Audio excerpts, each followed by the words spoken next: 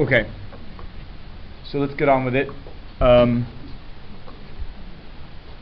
Let's talk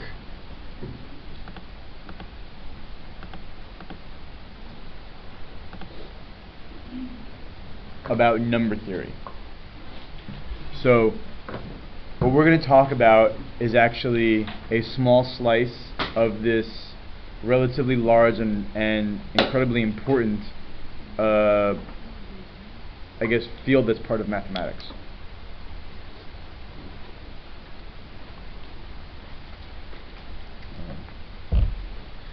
So we'll have access to, or what we'll cover is a very, very tiny piece of this very interesting thing. Some of the topics that we're going to cover are prime and composite numbers. Y'all have probably seen prime numbers before. We're going to talk a little bit about that. Clock arithmetic. We're going to learn the real name for that as well. And also Fibonacci numbers, and then some other things as well. Now, of course, we previously encountered Fibonacci numbers briefly, and at the time I promised we'd talk about them a little bit more. That's what we're going to do in this unit. And we're all familiar with clocks, but we're going to learn what it means to do arithmetic on them. Okay. So among some of the applications of number theory in general, and related specifically to prime and composite numbers, is the big field of cryptography, which has to do with encoding or encryption and decryption, or encoding and decoding. So why is this incredibly important? Anytime that you send information over the internet, like a credit card number, they're using encryption and decryption, and the way that they encode and decode the information has to do with prime numbers. Now it has to do with it in a slightly complicated way that we're not going to get into in this class, but if you were to go on and study number theory, that is one of the things that you would study, is how do they do these encryptions, and how hard are they to break, or why are they hard to break, these encodings. Okay.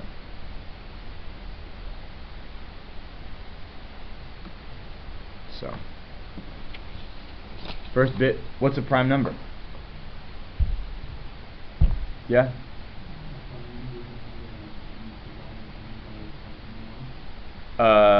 Yes. So, it's a whole number which has exactly two factors, one in itself, which is roughly the same as what Jonathan said.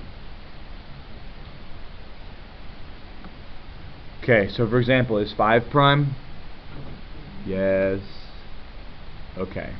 5, 1, that's it. So is 8 prime? No. Because not just 1 and 8, but also 2 and 4. Okay. So the equivalent ways of saying all these things, you can say 8 equals 2 times 4, so it's not prime. Or you can say that 2 is a factor of 8, or you can say 2 divides 8 evenly. You can say any of these things. And all those show that 8 is not prime.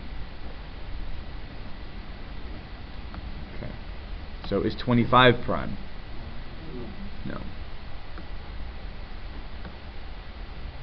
Because 5 is a factor. So what is a composite number?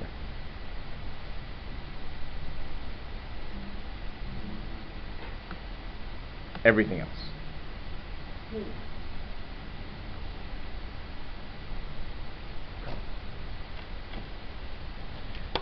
Actually, I need to modify this. Every other whole number greater than 1. So there's a little bit of, let's see, there's always a little bit of ambiguity about how do we classify 1. Is 1 prime or composite? So without getting into the debate, probably someone in here, who in here at some point has heard or has thought that 1 is a prime number? Okay. So it turns out that what no one tells you until, let's say, now, is that there's actually another type of number than prime and composite, and it's called a unit. So 1 is a unit. Let's see. So what is a unit? It has to do with being the multiplicative identity. So for now, for our purposes, with real numbers, it's suffice to say that 1 is the multiplicative identity. You know, anything times 1 is itself. So that means it's neither a prime number nor a composite number.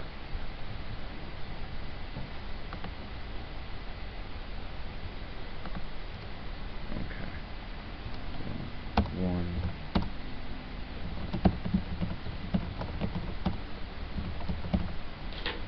Identity.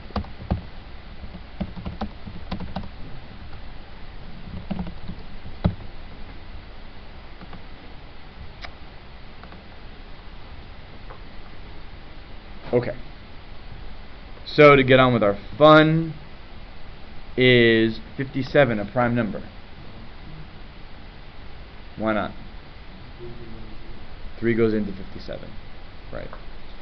So 57 is one of those numbers where it kind of looks prime, but it's not, so you have to be careful. And it's 3 times 19. That was a little tricky, right? Is 119 prime?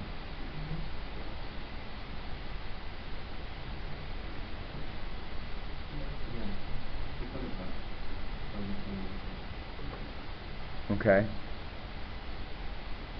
No, this requires work. Right? And by work, I mean it's not immediately obvious. Like if I say, is the number 85 prime? Obviously it's not. You know that 5 goes into it. So it's generally much easier to say if something is not prime, because what that means is, oh, I know what one of the factors is. But to say that something is prime, what does that mean? It means in a sense that you know that nothing is a factor aside from the number in itself. So how do you figure out if a number is prime? Basically, you have to check every number to see if it's a factor. Right, that's a lot more work. Okay. So let's go with the numbers, yeah. So for example, is 83 prime? Well, what do we have to check? Right. So we better start checking.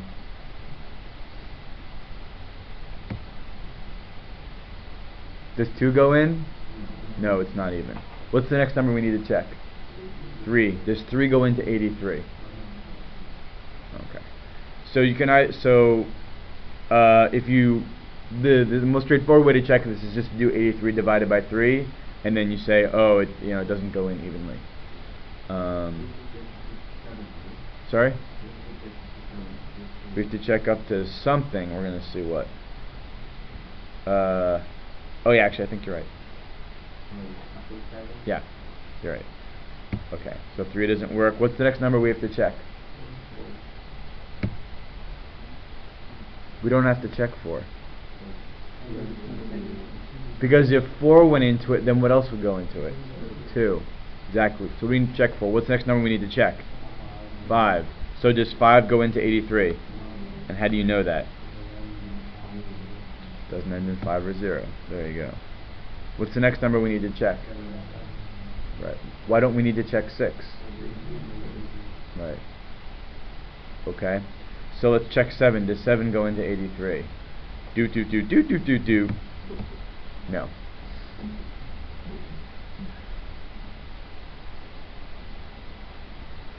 Alright. And let's see.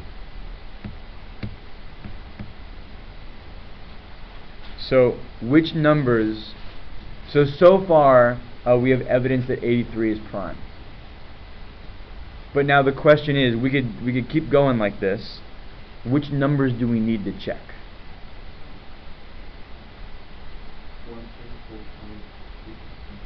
Well, not 1, but 2.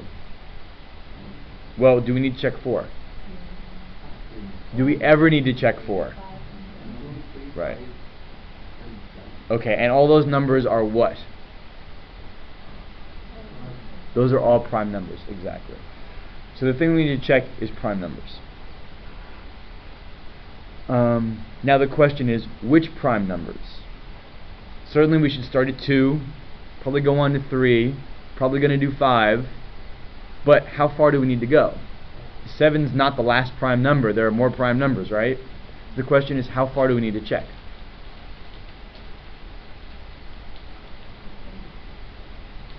What about 11? Do we need to check 11? After 11, what's the next prime number? 13. Should we check 13? After that, 17. Should we check 17? Should we check 19? Right? There are lots of prime numbers.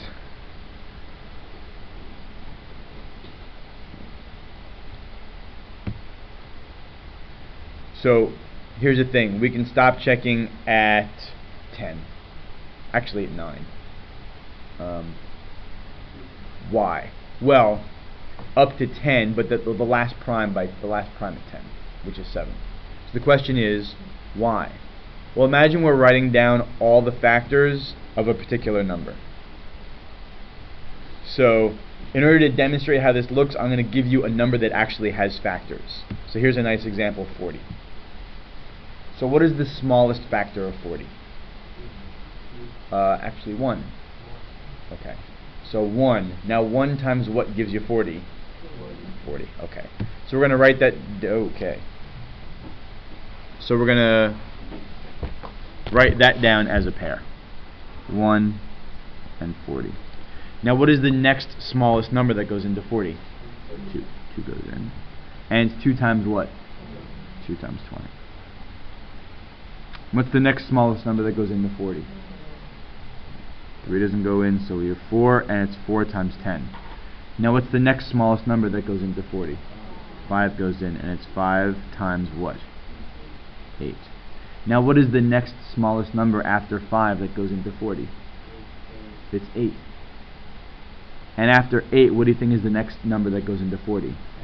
And then 40. So here's the thing. If we write down all the quote-unquote small factors of 40, we're going to also get all the big factors of 40, and that's going to give us every factor of 40. So we only need to check these quote-unquote small factors. So the question is, where do the small factors start? Well, that's easy. They start at 1. The tricky question is, where do they stop? Because clearly there's some cutoff point. We just have to figure out what is that cutoff point.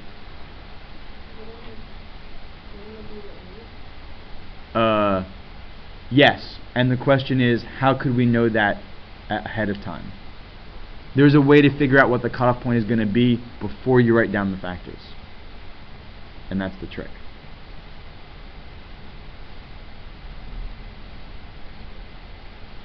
So the question is, what magical thing happens right here? If you think of it going in this direction, from small to large, you're going in like a U. So can you imagine what magical thing is happening right here? Yes. Right. How do we know how can we figure out where the cutoff point is between big, quote-unquote, big factors and small factors?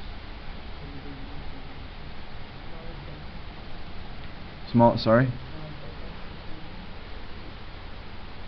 Yes. In a way, yes. The smallest difference between the factors, and where is that going to happen? What's the smallest possible difference you could have between two factors? Just not for 40, just in general.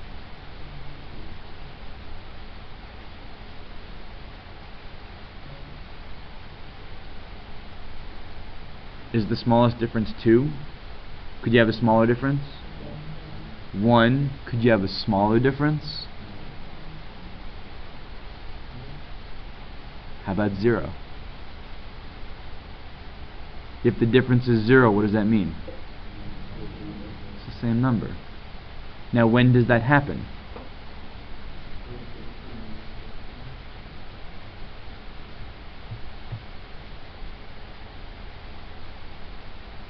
that happens when your number that you started with to factor is a perfect square. And then what number is this relative to the number that you started with?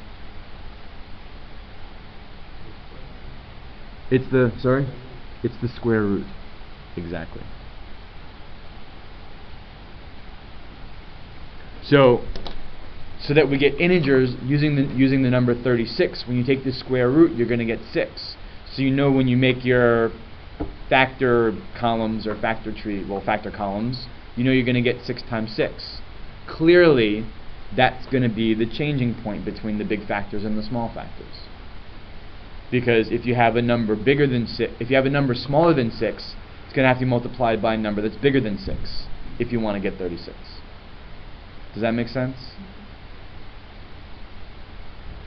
Okay. Well, the same thing applies in general.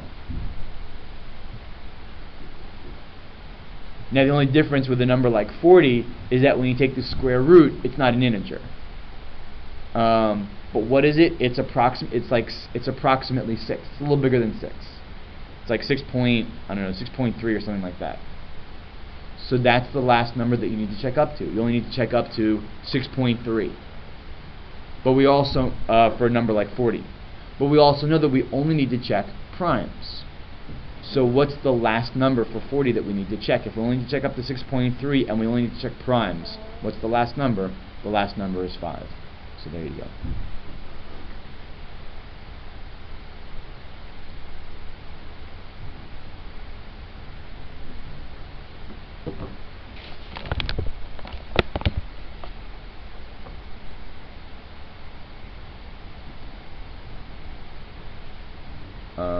So this is a huge help. For example, suppose you wanted to know if 141 was prime.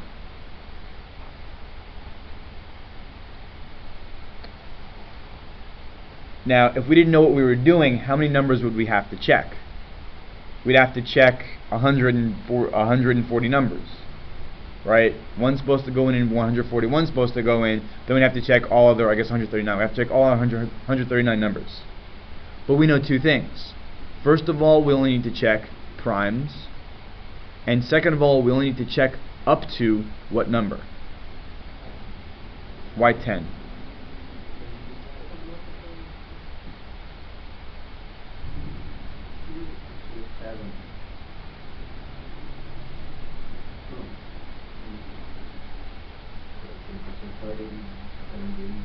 Do we need to check all those? No. Do we need to check 13, 17, 19? Do we need to check all those primes?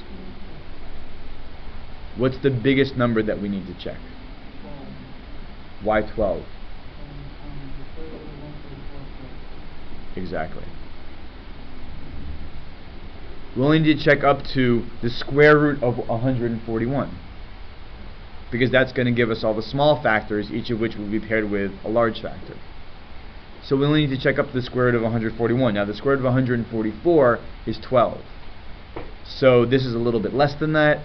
So we only need to check up to 11.9. So what's the last prime number that we need to check? 11. And that's it.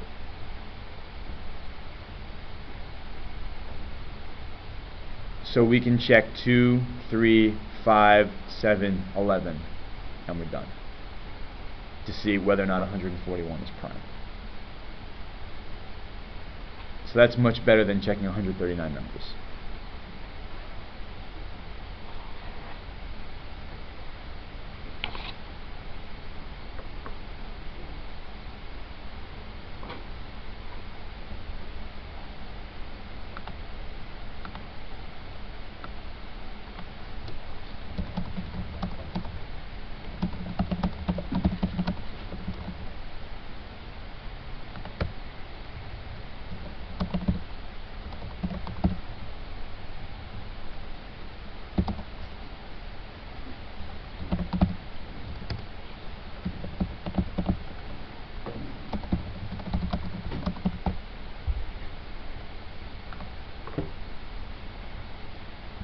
So that's pretty great, and that tells us everything. Okay.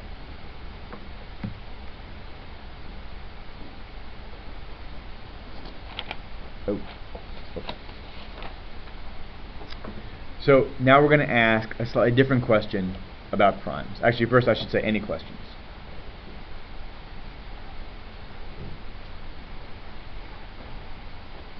Okay. So now we're going to ask a slightly different question about primes. Suppose we wanted to list all the primes. So sure, we know 2, 3, 5, 7, 11, 13, 17, 19. What's the next prime? 23, 29, 31. Getting a little slower. 37, that's right. 41. 43, 47, not 51, right, okay, yeah,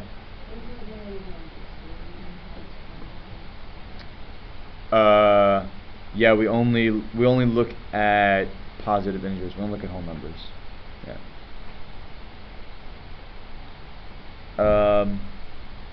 Let's see. There's a way to extend it to negative numbers, basically just by ignoring the sign. Is what it turns out to. Yeah. Sorry. Well, no. What you do is, remember how before I said 1 was the multiplicative identity, so it's what's called a unit. So -1 is also a unit, without going into that. So basically you just multiply it by -1 and it magically becomes positive, and then in math we just say it's the same thing. For these purposes, I should say. Yeah.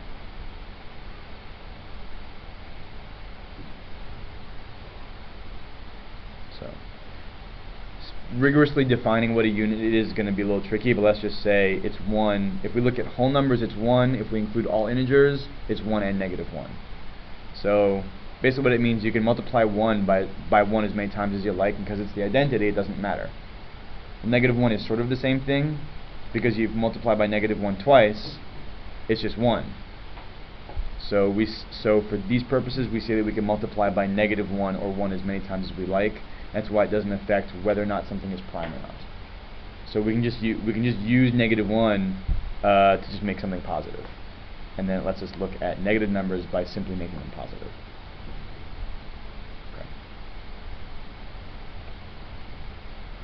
So yes, in effect, it's sort of like an absolute value that we wind up looking at. All right. Perhaps I've said too much. Let's go on. Okay. Other questions? Okay. So now to ask a slightly different question, which we were just pursuing.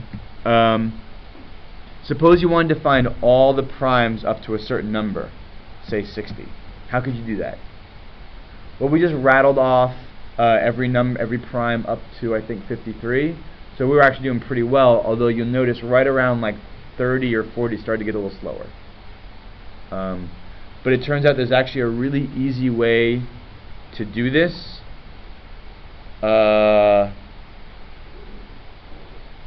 Yeah, there's actually a really easy way to do this.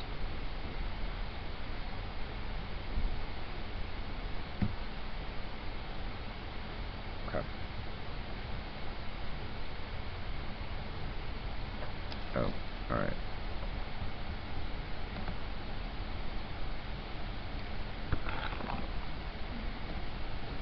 All right. So here are all the numbers up to 60. And what we know is that in order to see if a number is prime or not, we only need to check all the primes. So, in a sense, for every single number that we have, we're going to need to see, does 2 go in, does 3 go in, does 5 go in, does 7 go in, blah, blah, blah. But now we're gonna do this in a very, very quick way. And here's how that works. Sorry?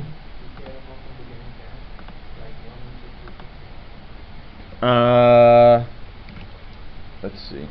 That's one way to do it. I'm going to show you this other method. Okay. So instead of checking each number to see if it's prime or not, we're going to knock out all the numbers that we know are not prime. So for example, what numbers are not prime? Okay, well, actually 2 is prime. Okay, right. So right off, we know...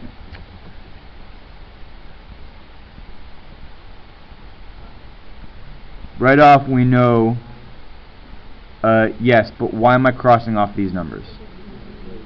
Because they're even numbers. So what is definitely a factor? 2. So we know that 2 is a factor of all these numbers, so none of those are prime. Next, we do 3. So which numbers does that, using 3 as a factor, which numbers can I cross off? Right. Well, I can't cross off 3. 3 is prime. Right. So you can cross off 6. You don't need to cross it off because it's already crossed off. Next, 9, 12 is already crossed off. 15 already crossed off. 21, 24 is already crossed off. 27, 30, 33, 36, 39, 42, 45, 48, 51, 54, 57. Okay. So thanks to 3, we can also cross off these numbers. Next, check 5. Okay. So 5 is prime. Cross off 10. 10's already crossed off. 15's already crossed off. 20's already crossed off. 25. 30. 35. 45 is already crossed off. And 55. Okay. Next. Now we check 7. So let's see. So 7 is prime, then 14 already crossed off, 21 already crossed off, 28 already crossed off, 35 already crossed off, 42 already crossed off, 49. 56, and then up to 60, that's it. Okay. And what about, let's check 11. So 11's prime, then 22 is already crossed off, 33 already crossed off, 44 already crossed off, 55 already crossed off. So checking 11 didn't give us anything. But we already knew that. Because in order to check all numbers up to 60, what is the last prime number that we need to check? It's not 11. And why is it 7? Yes. The biggest number that we need to check is 60. So in order to check 60, what's the largest prime number that we need to do? Or we need to check no prime number larger than what? The square root of 60. Because of the discussion we had 5 minutes ago. Now what's the square root of 60? Well, 60 is close to 64. And what's the square root of 64? 8. So we need to check no prime number bigger than 8. Which means we can stop at 7.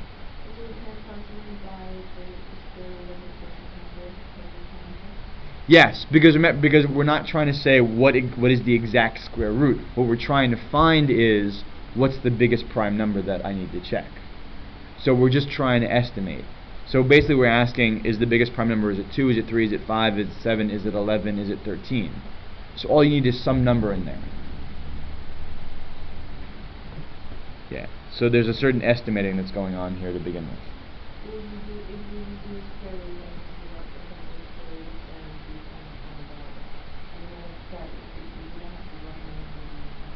Exactly. Exactly. Alright. And, so we just kind of confirmed what we think, because notice that when I checked 11, all the multiples of 11 were already crossed off. In other words, yes. So checking 11 didn't give us anything new, but our square root test told us that's what was going to happen.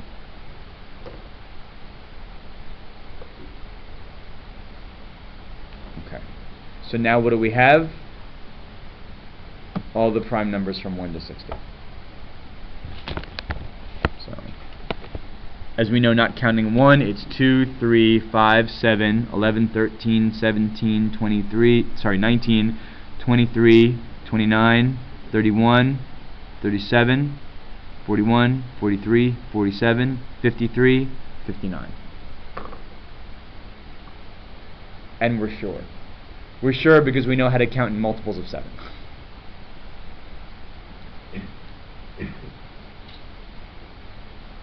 Okay. So you dig? So we've eliminated all the composite numbers, so what's left are the prime numbers.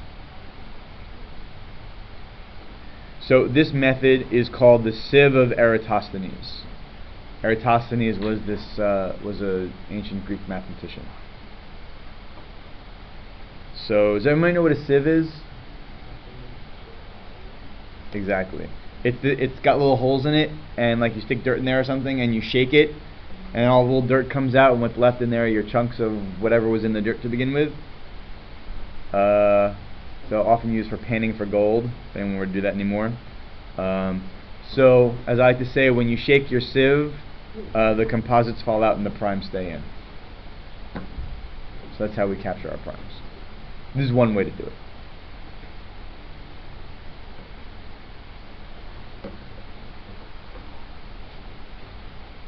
So we of course did this by hand. There are probably as we speak folks working on this sort of problem using a computer. And the largest known prime number is something, I mean it's got something like 1,000, or no, more than that. Something on the order of like 20,000 digits in it. Someone actually found a prime number that's that big.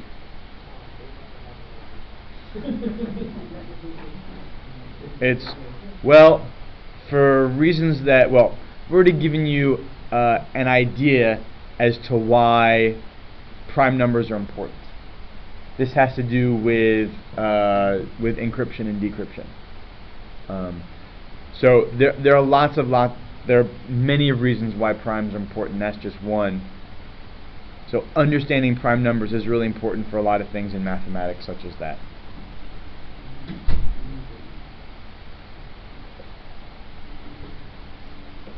Okay.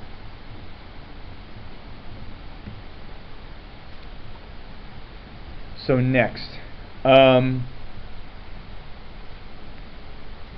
so now of course if I ask you, hey, is the number 1035 prime? Okay, so right. Now you wouldn't want to do a sieve of Eratosthenes up to the number 1035. That would certainly be a lot of extra work. But of course we can immediately say, is 1035 prime or not? And it's not. Why? Because it ends in a 5. So this is something that we all know. And this is what's called a divisibility test. So we all know right off the bat the divisibility test for 5. It's that the number has to end in a 5 or 0. Okay. So what we're going to do is we're going to build up divisibility tests for all our small primes. So for example, is whatever that number is, 3832636, is that divisible by 3? Okay, and how do you know that? That's so the number 16 is divisible by 3?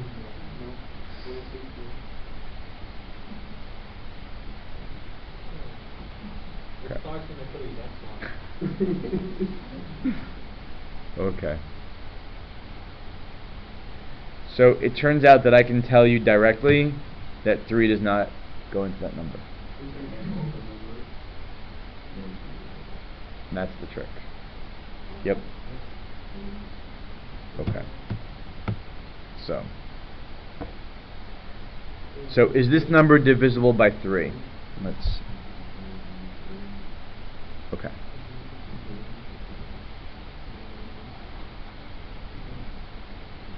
So, first of all, it's not going to be divisible by 3, and in fact, I can tell you the remainder. When you divide, the remainder is going to be 2. Anybody have a calculator? Oh, did you do it already on the calculator? And what'd you get? You got some number, and then what's the remainder?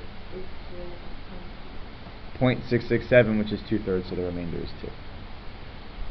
Okay. Now, how did I do? It's not in my notes, I swear. How did I do that? Yes. Let's see. Okay. So to give you an idea as to what's going on, is this number divisible by 2? Yes. Okay. And we have a name for that. It's called being an even number. Okay. Even is the same as 2 is a factor or is a multiple of 2.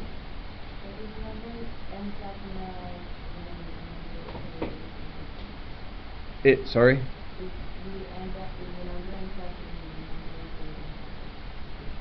Yes. And this is actually going to help us for so I want to say something that's actually going to help us for future numbers. Now, why does that work? It doesn't work. It clearly doesn't work for 3, right? You can't say if a number ends in 6 that 3 goes into it, as we just saw. But why does this work for 2? Well, 2, 4, 6, 8, and then what happens? It starts over at 0. 0, 2, 4, 6, 8, 0. 2, 4, 6, 8, 0. Okay. So we saw this idea before with the predicting the units digit. It's the exact same idea.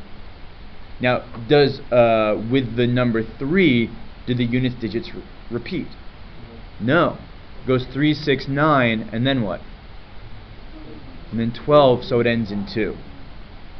Right. So what winds up happening is that actually every single units digit appears for multiples of 3. So you can't just look at the units digit and say for sure. But with 2, it goes 2, 4, 6, 8, 0, and then it cycles.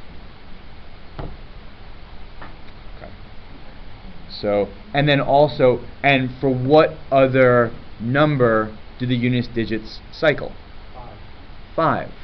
5, 0, 5, 0, 5, 0. Okay, that's an easy one. So that's why 2 and 5 are so easy. Right. So for others, and of course 10 is the easiest one of all. Multiples of 10, 0, 0, 0, always ends in 0. Okay. So for 2, 5, and 10, those are easy. For the other numbers, we're going to have to be a little more clever. So what's the trick for 3?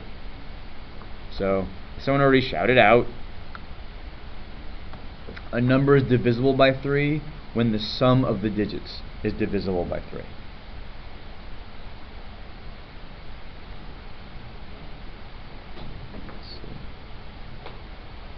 It's possible to prove that, but I'll leave that as some sort of extra credit type thing that you can think about or find out about. Okay.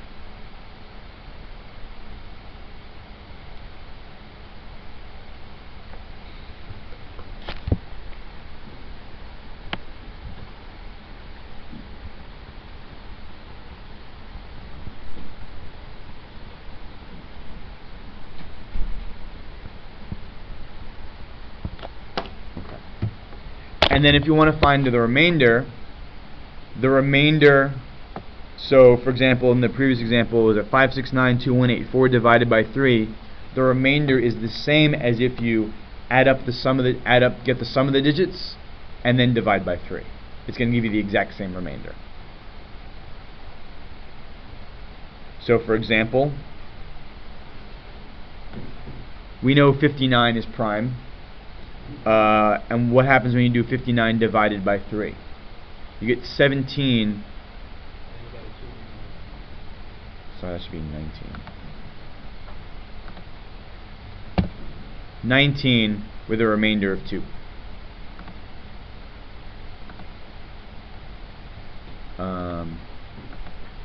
But what I want to show you is that this also works if instead of looking at 59, you look at 5 plus 9. What is 5 plus 9? 14. What's 14 divided by 3? And what's the remainder?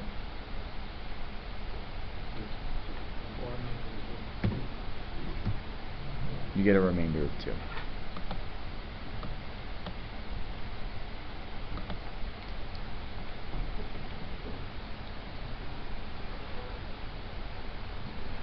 So again,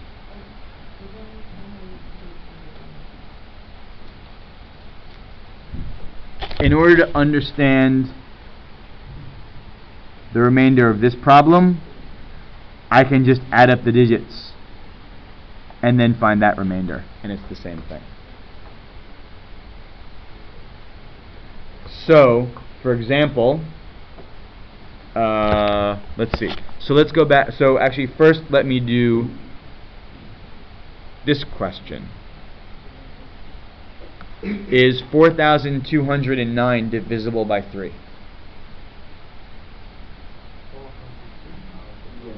Yes, and how do you know that? Right. You add up the digits and you get 15, and clearly 3, and we know 3 goes into 15. So we can say that 3 goes into 4,209. Now note that to say that 3 goes into 4,209 is the same as saying that the remainder would be what? It's the same as saying that the remainder would be 0. So do you understand that? That's clear? No? Okay. So 3 goes into 15. If you do 15 divided by 3, what's the remainder? Right. Not having one is the same as saying the remainder is 0. Right. Okay. So, alright. So does that answer your question? Or not necessarily? Okay. So let's go back. So let's see. Let's go back to this earlier example, 5692184, and does 3 go into that? So now we know how to check this. What do? Add up the digits. So 5 plus 6 plus 9 plus 2 plus 1 plus 8 plus 4. Now what does that equal? Let's see. 11, 20, 23, 31, 35. Now does 3 go into 35? No. Exactly. So if you did 35 divided by 3, what's the remainder?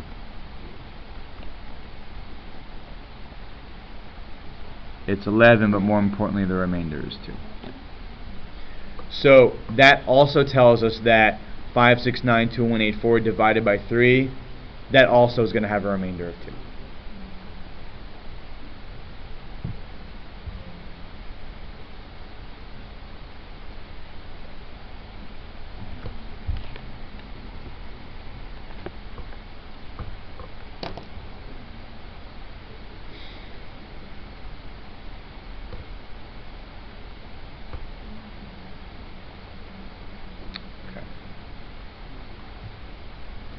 So now let's look at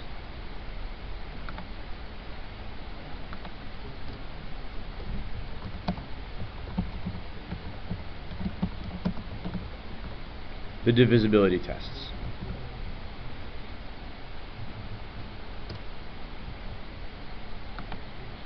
And here we go.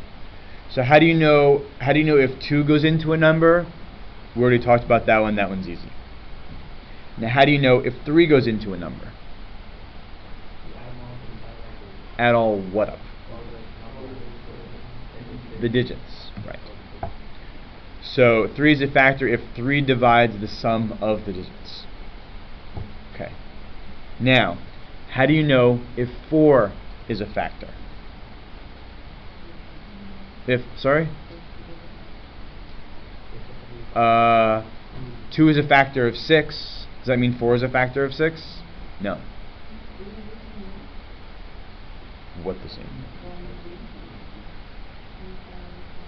No. This is something that is, I can't say unique to 3, but it's something that works for 3, not necessarily for other things. So 4 is a factor if 4 divides the last 2 digits. So for example, does 4 go into 3,528? Well, what are the last 2 digits? Last two digits are 28. So does 4 go into 28? Yes. So 4 goes into the whole number. Now, why does this work? This actually works for a similar reason to why our test for 2 works.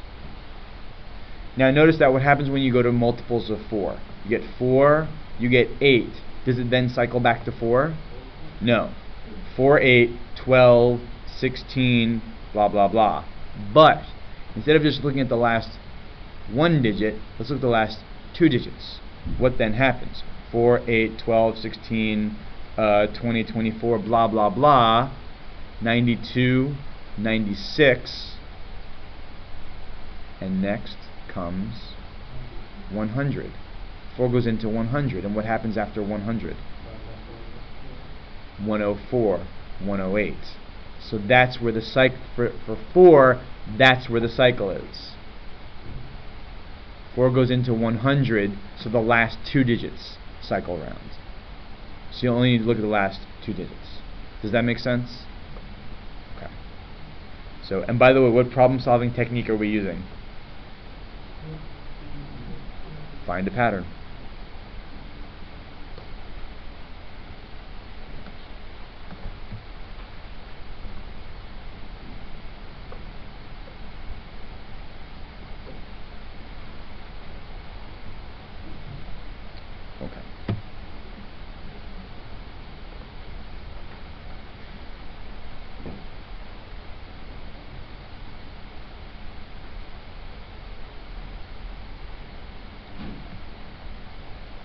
Okay. Of course, we know the test for 5. It's got a very simple cycle, 0, 5, 0, 5, blah, blah, blah. Okay. Now, what about 6? How do you know if 6 is a factor of your number?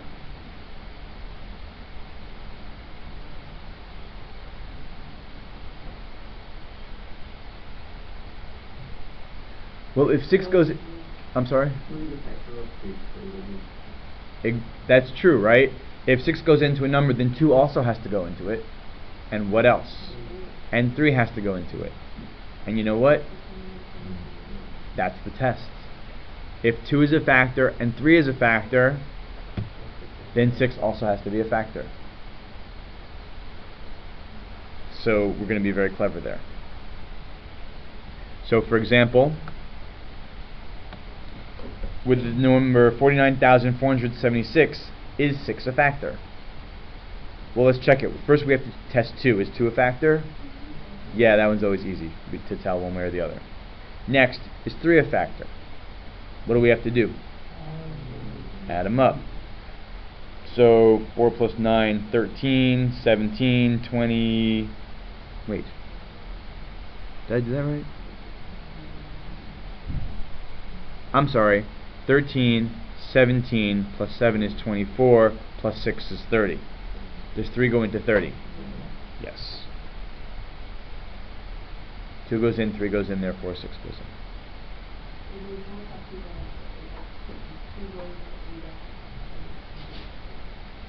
in. Well, yes, exactly. So, and I'm actually at the risk of blowing your mind, I'm going to go back to an earlier unit in this class, logic. Okay. So what we know is that if 6 goes in, then 2 and 3 go in. So what kind of statement is that? It's an if-then statement. So if you have an if-then statement, what is logically equivalent to saying, for example, if 6, then I'm just for simplicity's sake, I'm going to get rid of the 2. So I'm going to say if 6 goes in, then 3 goes in. What's logically equivalent to saying if 6, then 3? Logically equivalent, recall, is the contrapositive. And what was the contrapositive?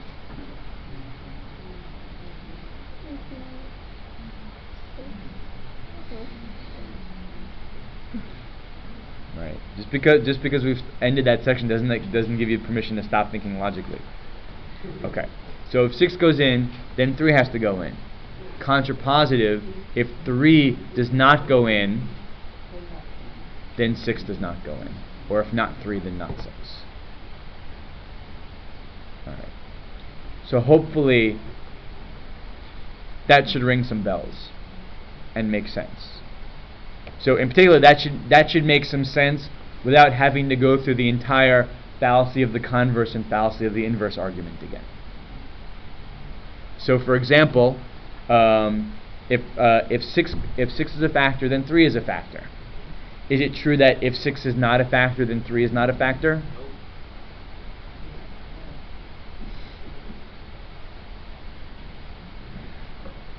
Fallacy of the inverse. If 6 is not a factor, then 3 is not a factor. Give me a number that shows that that's ridiculous. The number 9.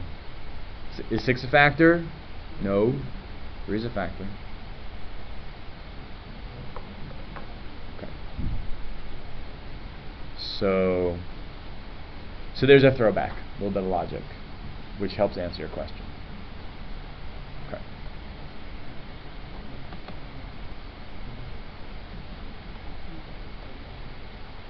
Okay, so back to directly the topic at hand, which is these divisibility tests. So we've done 2, 3, 4, 5, 6. The test for 7 is a mess, so we're going to skip it. Yes. Okay.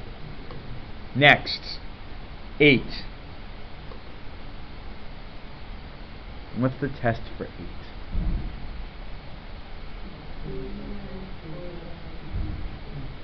No.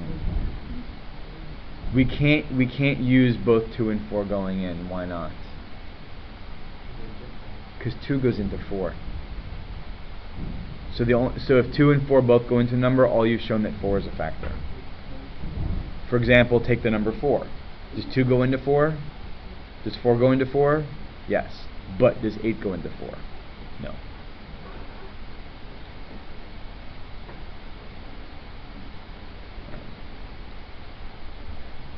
So it turns out that 8 has its own cycle.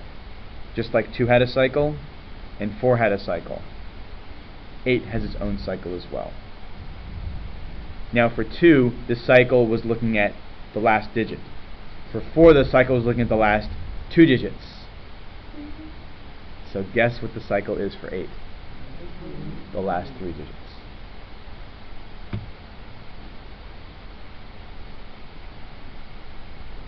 And why is it the last 3 digits? Well, remember that 4 goes into 100, so it cycles every 100. So guess what number 8 divides into? 8 divides into 1,000.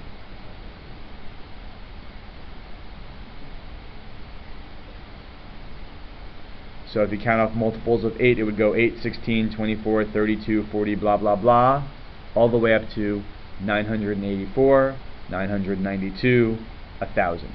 And then after that, you get 1,008, 1,016, 1,024, etc. So for 8, you test the last 3 digits.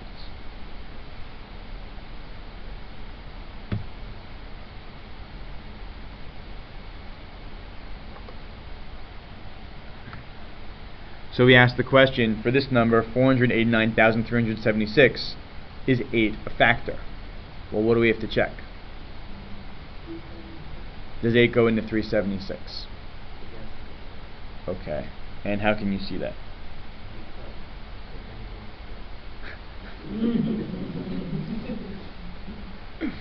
Right.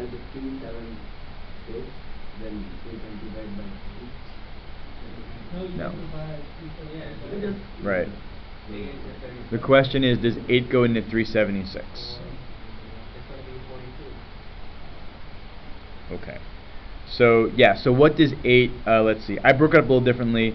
Probably the most obvious thing to do is 320. I broke it up a little differently. I said 8 goes into 200, 8 goes into 160, so that tells us that 8 goes into 360. So what's left over? 16. Does 8 go into 16? Yeah. So 8 goes into the whole thing. Does everybody see what I did there? Breaking 376 down into pieces and then showing that 8 goes into all the pieces? Okay. Oops.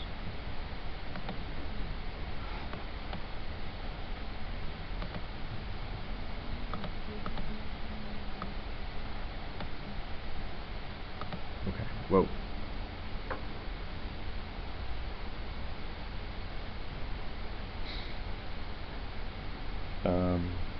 Yeah. So I use 200. Maybe an obvious thing is that 8 goes into 32, so 8 goes into 320. And then you can just figure it out from there. After 320, from 320 to 376 is what? 56. Does 8 go into 56? Yeah, 8 times 7 is 56. So maybe that's an easier one.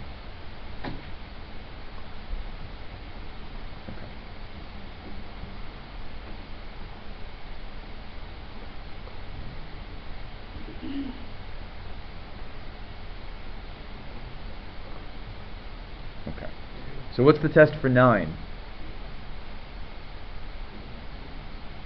Yeah. It turns out because of these special properties, which I'm not going to go into except if there's extra time to talk about fun stuff, the test for 9 is parallel to the test for 3. 9 is a factor if 9 divides the sum of the digits.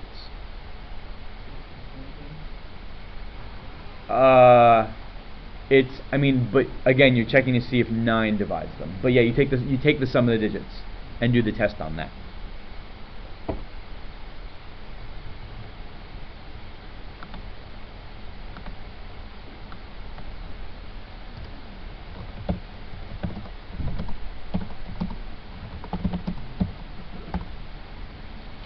So we can ask, is 9 a factor of?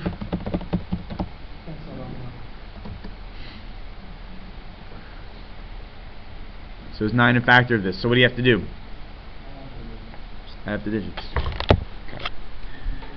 So 6 plus 3 is 9, plus 5 is 14, plus 3 is 17, 21, 27, 32, 40, 49, 59.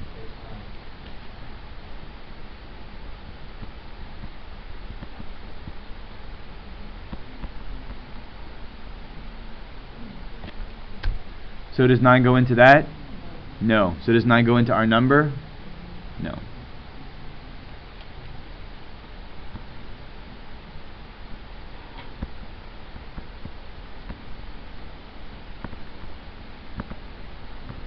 And because we have the same divisibility tests, we can also say something about the remainder. What is the remainder?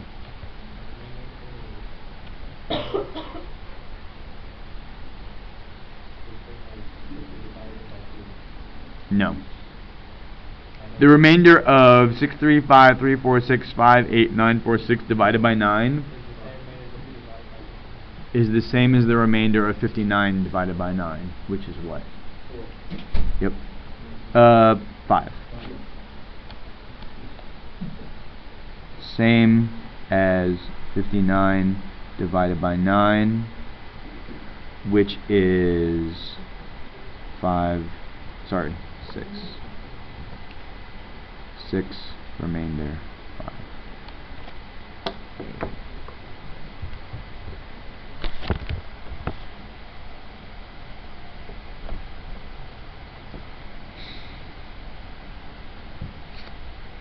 Okay.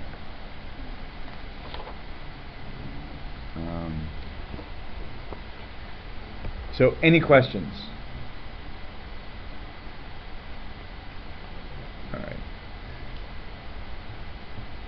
So, you may ask yourself, why do we need divisibility tests? We have a calculator. So where did these divisibility tests come from? Obviously, before there were calculators. I believe so. It may have been then, but may have been later. I'm not sure exactly. At some point, it would have been helpful to know if what factors of these numbers were before there were calculators, before there was programming, before there were CPUs. Yeah, everything, right? Everything was done on paper or on dirt or on stone tablet. So they needed these tricks.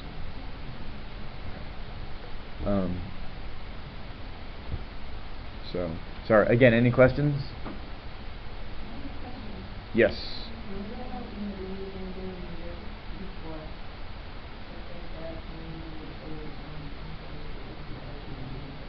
Oh, for checking primes, sure.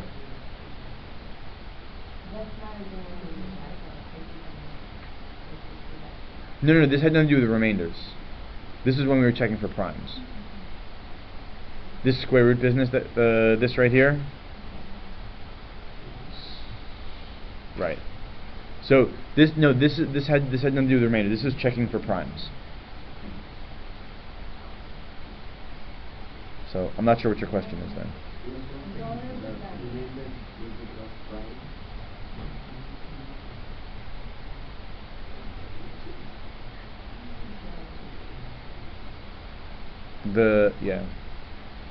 So the remainder bit that you're referring to only works when we're checking the divisibility with 3 and 9. We take the sum of the digits, so it has nothing to do with square roots. So you may have been confusing two different things. I'm not sure. All right.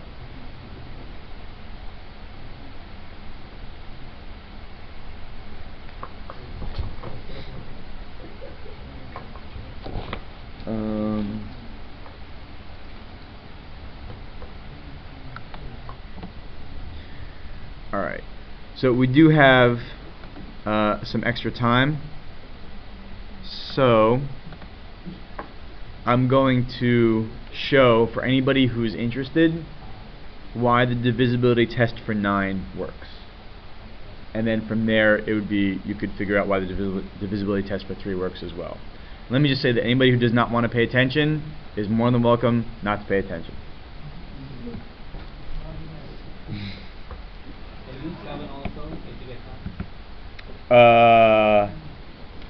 Yes, I can. Yes, I can try. Okay. All right. So why does the divisibility test for 9 work?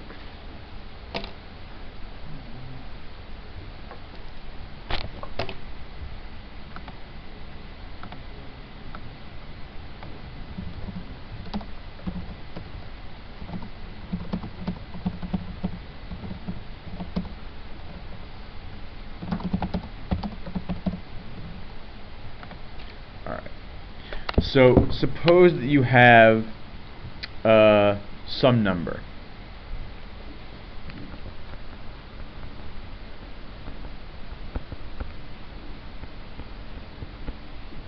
Alright. So I'm sort of going to do a semi-proof that you could then extend to the general case if you wanted. So start with a number. Just so I can write it down, I'm just going to say that it has a certain number of digits. So let's call those digits. Start with a number A, B, C, D, E, F. Okay.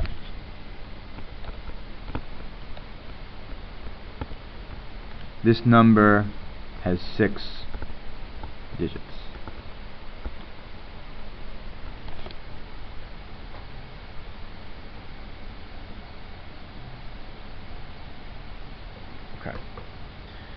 So notice that it would be like ABC 1000, comma DEF. Does that make sense? This isn't A times B times C times 10. Okay. So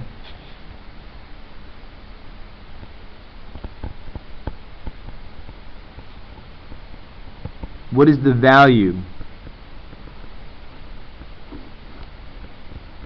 of this number? Well, for example, we've got some number E in there. That doesn't mean that we've got just E in there. What does it mean that we have in terms of value? 10E, right? So they're E10s, so that counts for 10E. Now, what does that D tell us? That's hundreds, so we've got 100D in there. Does that make sense? Okay. So let's pack that all together. And what we've got is, let's see. Right. So I'll write the way that we're used to. We've got 100,000 A plus 10,000 B plus 1,000 C plus 100 D plus 10 E plus 1F.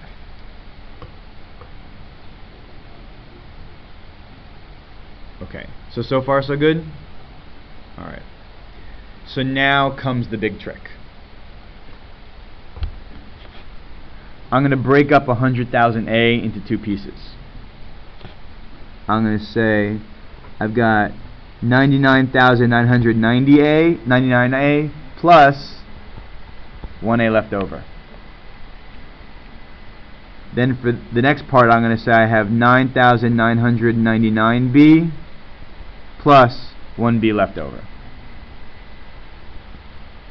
I've also got 999C plus 1C left over. I've got 99D plus 1D left over. And then I've got 9E plus 1E left over. And then I've got F. So it should be clear that this is true. It should not be clear why I've done this. Does everyone agree? Mm-hmm. Alright, so now I'm going to make it clear why I've done this. So I'm going to group on one side, I'm going to take all those solo artists and put them together. A plus B plus C plus D plus E plus F. And then what's left? The 99999A plus the 9999B plus 999C plus 99D plus 9E. Okay. Now remember our original goal. We were trying to figure out, does 9 divide this number? Now remember what this is. This is an expression for the value of the number itself. So testing if 9 divides the number is the same as saying, does 9 divide this whole thing, whatever it is? Well, it should be clear that 9 divides part of this. Which part of this does 9 clearly divide? All the stuff with the 9s in it.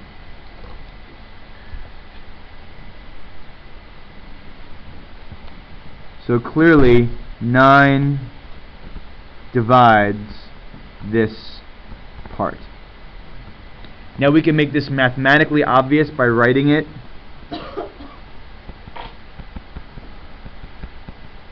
in the following way.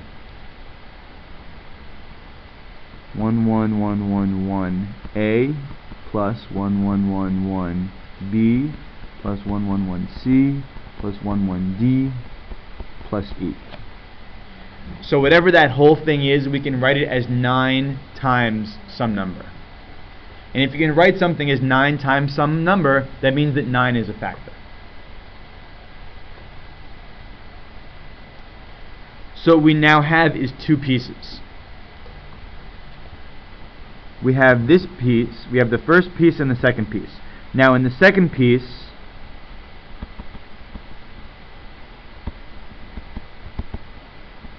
nine divides this part, check. But what about, didn't quite draw that full and proper, there we go.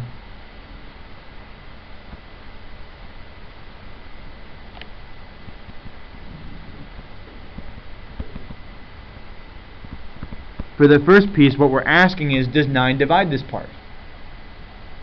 But now let's think about what this means. If 9 divides the first part, then 9 is going to divide the whole thing. Now why is this true? Well, let's think about this for a second. Take, for example, the number, say 45. So break up 45 into 27 plus 18. Now 9 divides 27 and 9 divides 18. Notice how that means that 9 has to divide the whole thing. Does that make sense, or have I gone too quickly with that? Yes, that's clear? Okay. So this is the same idea, only I'm not using numbers, I'm not using arithmetic, I'm using algebra, so it's a little more abstract. So, conversely, if 9 does not divide the first part, then 9 won't divide the whole thing. And to see why that might be true, consider the number 46. 46, you can break it up into 18 plus 28. Now 9 divides 18, but 9 does not divide 28. So if you like, think about counting on multiples from 18. Since you know that you're not going to want, so you know that you're never going to get a multiple that comes 28 later, you know that 46 is not a multiple of 9. Does that make sense? Okay. So, if 9 divides the first part, that means that 9 divides the whole thing. If 9 does not divide the first part, then 9 does not divide the whole thing. But, what is the first part? A plus B plus C plus D plus E plus F. And what is that? Relative to the original number, it's the sum of the digits.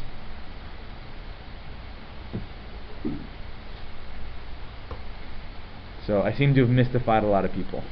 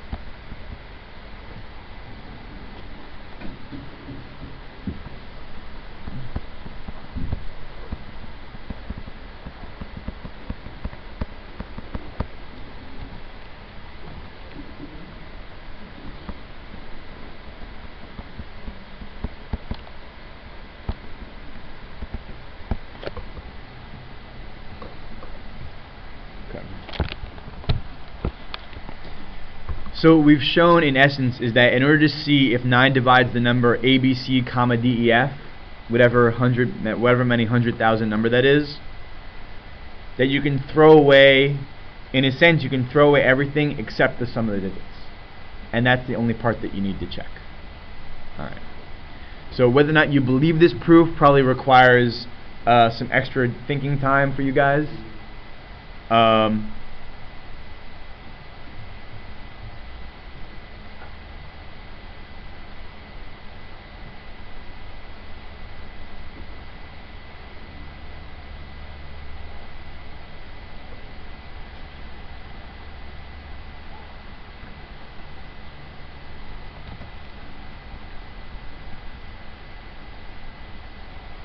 But let me give another example to make it clear. To make it clear why the last step of the argument works. So, does 8 divide? Let's see. I'll say 4,024. Well,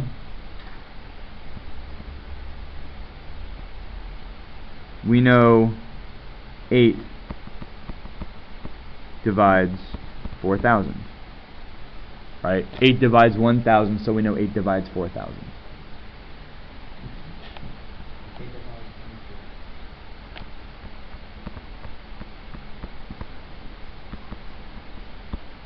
So we only need to check if 8,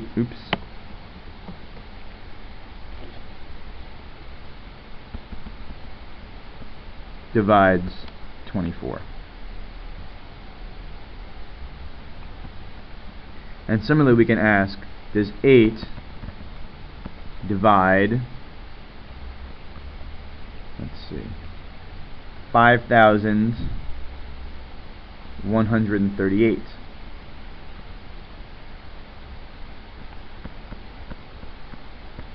Well, we know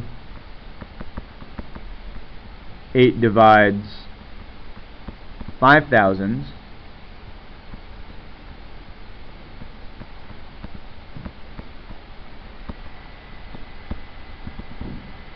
So we only need to check if 8 divides 138. Does that make sense? Okay. So what I want to show you is that I've made the exact same argument that I just made, and I made it with arithmetic. And in my proof, I've made the exact same argument over here, but I've done it in algebra. I've taken my original number. So notice that in this case, I basically rewrote 5,138 as 5,000 plus 138. And what I said was 8 divides 5,000, so we can put that part aside and then check 138. Does that make sense? Okay. So I've done exactly the same thing, but I've done it with algebra, so it's more confusing. So look at the part where I've drawn the arrow. This is two. If it helps, I'll put parentheses around here. And what we've got are two parts. We've got the second part, which is 9 times blah blah blah. Well, is 9 a factor of that part? Yes, it has to be, because I've written it as 9 times some number. So therefore we know that 9 is a factor of that part. So what can we do? We can throw it away. And then we only need to ask, does 9 go into what's left? And what's left is a plus b plus c plus d plus e plus f. Which, if you remember the original problem, that's just the sum of the digits. So what we've done is, in the arithmetic case, we said we know 8 goes into 5,000, so throw away 5,000 because we don't need it. I've done the exact same thing here, only it looks fancier because the part that I've thrown away is 9 times 11,111a plus blah blah blah. But the way that I've written it, it's obvious that 9 is a factor because I wrote it as 9 times something.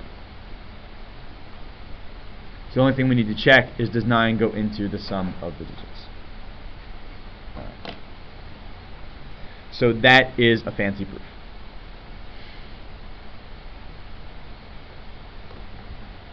Alright. So anyone who had stopped listening, you can now resume listening.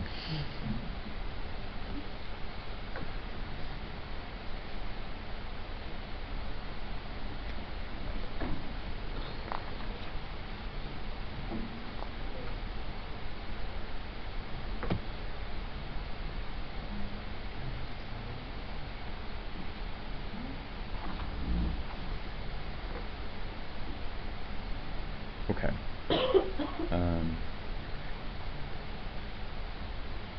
Any questions, either about the stuff from earlier that I do expect you to know, or since we have some fun time here, anything about this, which is sort of this harder material that I wanted you to at least see and be able to think about? Can you do it for like an actual number, the 9 part?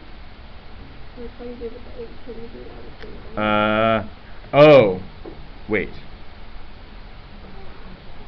Oh, okay, sure. You mean like this arithmetic part? Okay, sure. I actually just did it, but the numbers were so small, it probably didn't seem like it was very hard at all. Okay, so we can say, does 9 divide, let's see,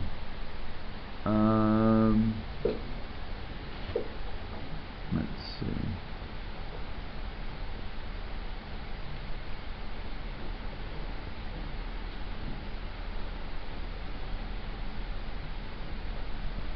$700, and actually I want the one that works.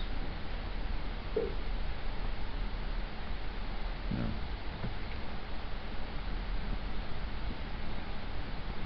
Does 9 divide 765? Okay. So, let's see.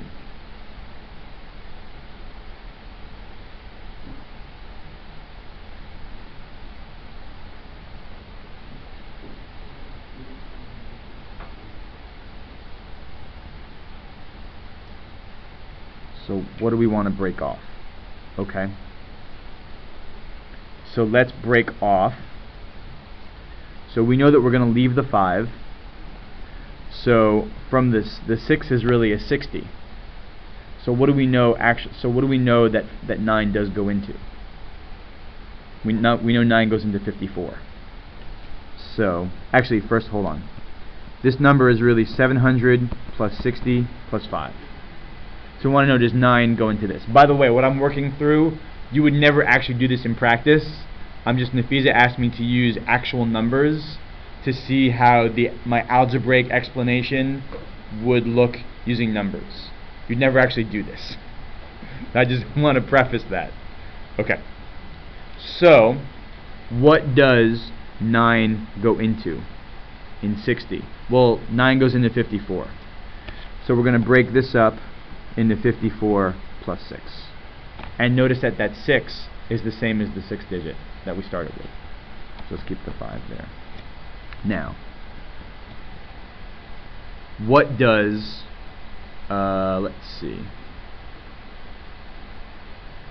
So in 700, what does 9 go into?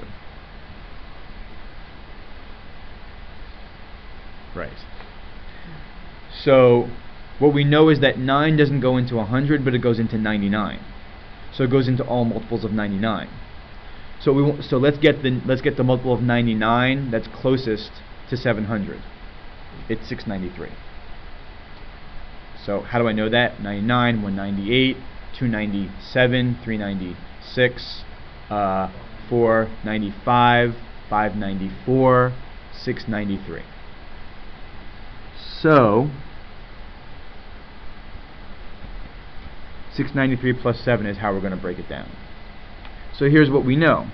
We've got a 693, we've got a 54, and you've also got 765. Now the thing is that we know that 9 goes into this part. So the only thing we need to check is, does 9 go into 7 plus 6 plus 5? And that's why it works.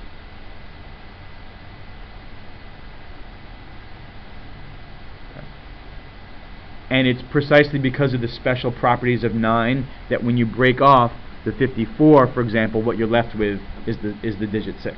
Is the 6, which is the digit you started with. And it's because of the properties of 9 that when you break off the 693, what you're left with is 7, which is the digit you started with. And that's the thing that you're like, well, why does that work? Well, in order to see why that works in general, you have to go back to the algebra proof. And it shows it exactly. Because you wind up with 999C plus a C. So what's left over is precisely that digit. So you really made me work for my money there. And then of course, as it turns out, 7 plus 6 plus 5 is 18, so yeah, it does go in. Okay. So that was double extra. Yeah? Okay, good. It's clearer this way, but yes. But to show that it's not just some sort of magic and it always works, that's when the algebra proof comes in. Sorry? Well, you can, but the idea is if I give you some really large number, if all we want to know is it divisible by 9, there's this clever way to check. I mean, yes, sure you could just divide 9 in, and that would work as well. Yeah, you could. This seems like a longer step to the same thing. Yes, it is a different way to look at the properties of being prime or composite and the properties of divisibility.